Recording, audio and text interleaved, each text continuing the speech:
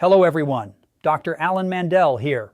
Welcome back to my channel Science of Healing, why your legs won't stop moving at night and how to stop this within 72 hours. This was me. I had this problem for over a year and I had no idea how to get rid of it. Same time in the middle of the night, every single night, and I was stuck between a rock and a hard place because I was so tired and so exhausted. I wanted to sleep, but I couldn't because my legs were so energetic, so achy, so jumpy. I would usually get up, take a walk. It would help for a minute, but then it would come right back.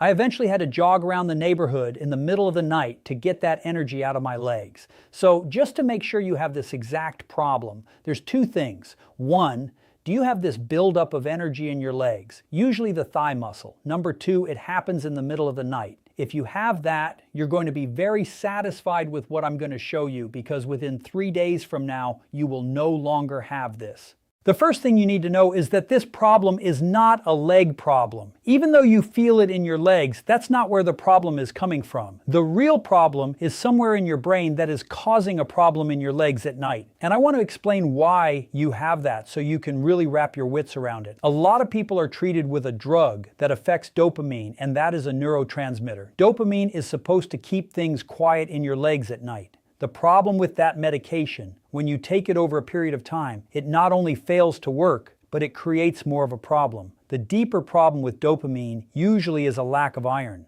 But people that take iron don't seem to get rid of this restless leg syndrome. And I'm going to tell you why. There's another piece of the puzzle that's missing related to iron, because iron is part of a battery in the nerves. So I'm going to make this really simple. You have all these little nerves in your legs that are sending impulses to the muscle, and it's all coordinated by the brain. Within the nervous system, you have these many little batteries. To make up a battery, you need iron and copper that allows for an electrical flow and these signals to travel across a distance. And so we're talking about electrons, but we need the right amount of iron and the right amount of copper because iron won't work without copper. And so the first layer of this problem is to reestablish these two minerals in the correct balance to get the battery to work. And now another question that people have is, why does this problem with the legs happen in the middle of the night? Well, that's because dopamine is on a circadian rhythm and it's at its lowest point at night. And so if you are even slightly deficient in either one of these minerals, especially copper, and you go through a low level in the middle of the night with dopamine, everything is exaggerated. You're going to feel the symptoms of low dopamine, which is the urge to move. If you have a subclinical deficiency of dopamine, which means you have a slight deficiency, it's going to be exaggerated if you don't have enough copper or even enough iron. But most people have enough iron. It is the copper deficiency that is a bigger problem. So that's layer one. There's another layer to this because we're talking about an entire engine. You do have a battery, but you also have the motor. Okay? So we have something in our body called the mitochondria, which involves taking in your food and turning it into energy. And in the body, that's called ATP.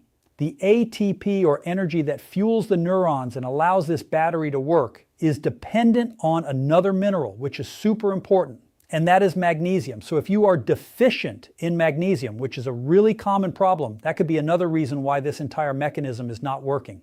The other interesting thing about magnesium is that it controls calcium in the muscles. In order for your muscles to relax, you need enough magnesium. Magnesium drives the calcium out of the muscles so you can relax. And so if you don't have enough magnesium, the muscles stay tight and achy. And this is why a magnesium deficiency can also cause a cramp early in the morning as well. This is also why a magnesium deficiency causes tight muscles in your traps. Magnesium also has a huge effect over calming the body, especially at night, helping you sleep, and also keeping the stress hormone cortisol as low as possible. And so, as you can see, without magnesium, it can affect not just sleep, but your muscles and especially the energy to the nervous system. If your environment is off, everything else struggles. It's like a fish tank. Pollute the water and the fish gets sick. You could feed them the best food. You can treat every single symptom. But if the water stays toxic, nothing recovers. The body runs on 10 signals like insulin, cortisol, inflammation, sleep quality, gut function. Every one of them affects how you feel. but there's always one signal that is more broken than the rest. And until you fix that one, everything else stays stuck. I built a free 2-minute quiz that finds it for you. It tells you which one of the main signals is holding your body back right now. Click the link in the description, take the quiz, and stop guessing. So, we have the first layer with iron and copper, the second layer with magnesium, and there's a third layer, okay? And the third layer has to do with the spark plug that'll activate the entire engine. And that spark plug is vitamin B1. Vitamin B1 is the key to igniting this motor to allow everything to work. And if someone's deficient in B1, which is also very common, they usually have all sorts of issues in the peripheral part of the body, especially even the feet. They might get peripheral neuropathy, which is numbness in the bottom of the feet or the hands. And the other really important factor of B1 is its connection to dopamine. You can't make dopamine if you don't have B1. If there's not enough B1, you also develop or accumulate more lactic acid in the muscles, and they might cramp up and feel achy. And another common problem that I would run into when I was in practice with a B1 deficiency over and over and over would be someone that had nervous tension or anxiety. And then when they would take B1, they would instantly feel relaxed. So we have this problem with the battery, we have this problem with the motor, and then we have B1 with the spark plug. Now that's all interesting, but I always want to look at what is the deeper issue. Why do you have these deficiencies in the first place? There is one thing that will deplete both copper, magnesium, and B1, and that is consuming high carbohydrates. Okay? Now back when I had this restless leg syndrome, what was I consuming back then? Ben and Jerry's ice cream every night to help myself go to sleep. What happened is then I developed the restless leg syndrome after that. Yes, it initially helped me sleep. That sugar coma just put me out. But then it kept me up with my legs being restless because high carbohydrates deplete B1, magnesium, and copper. How can we get rid of this problem as quick as possible?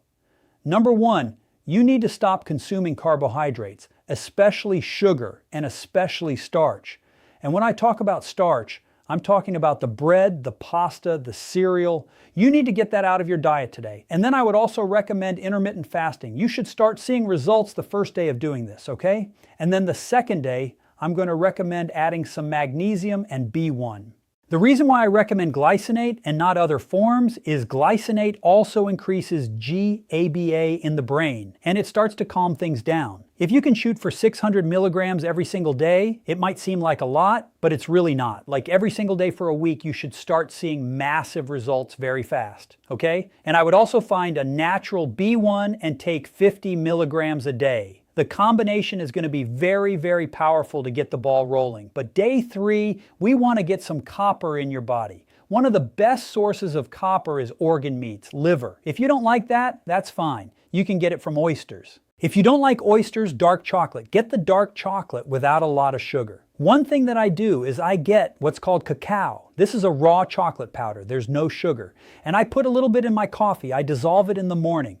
Cacao is loaded with not just magnesium, but copper, and other trace minerals. But these things right here over the course of 3 days, 72 hours, should completely get rid of that energetic feeling that you have.